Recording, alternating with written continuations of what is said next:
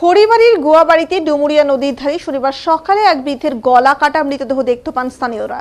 এতে চাঞ্চল্য ছড়িয়ে পড়ে গোটা এলাকায়। এদিকে মৃতদেহের পাশে রক্তাক্ত ধারালো অস্ত্র উদ্ধার ঘিরে খুনের আশঙ্কা উঠে আসছে। ঘটনার খবর পেয়ে ঘটনাস্থলে পৌঁছায় খড়িবাড়ি থানার পুলিশ, তবে এখনো পর্যন্ত মৃতদেহের পরিচয় পাওয়া যায়নি। পুরোটা ঘটনা তদন্ত শুরু করেছে খড়িবাড়ি থানার পুলিশ।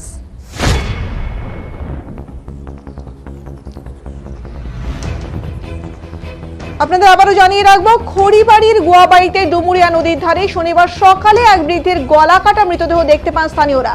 এতে চাঞ্চল্য ছড়িয়ে পড়ে গোটা এলাকায়। এদিকে মৃতদেহের পাশে রক্তাক্ত ধারালো অস্ত্র উদ্ধার ঘিরে খুনের আশঙ্কা উঠে আসছে। ঘটনার খবর পেয়ে ঘটনাস্থলে পৌঁছায় খড়িবাড়ি থানার পুলিশ, তবে এখনো পর্যন্ত মৃতদেহের পরিচয় পাওয়া যায়নি। গোটা ঘটনা তদন্ত শুরু করেছে খড়িবাড়ি থানার পুলিশ।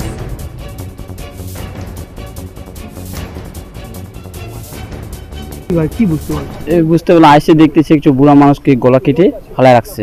দেখছি একটা ওই যে ছুরি ওখানে ফালানো আছে। কথাকার যে এটা জানি না, এখনো মানে এসে পাওয়া যায় নাই এই বিষয়টা।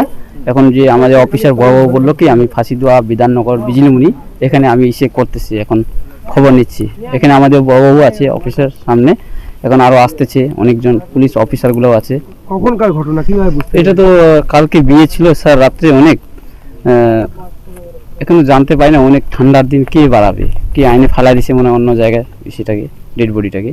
ডেড বডি কোথাও আঘাত আছে? কোথাও গলাতে আঘাত আছে। কেমন আঘাত আছে? ওই যে ছুরি দিয়ে মারানো আছে। কোনো কিছু পাওয়া গেছে এখন?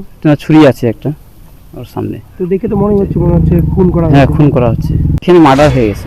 কি ভাই